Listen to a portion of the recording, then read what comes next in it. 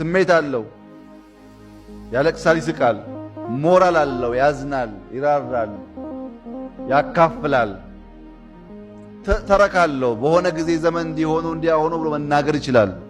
ሌሎች ትናንትናን መተረክ አይችሉም።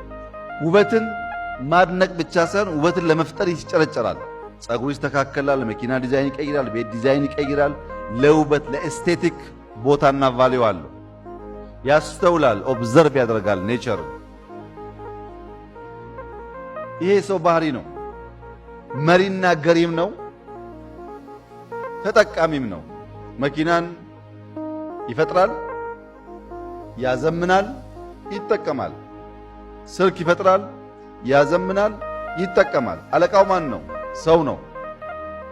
ፈጣሪውም መሪውም ሰው ነው።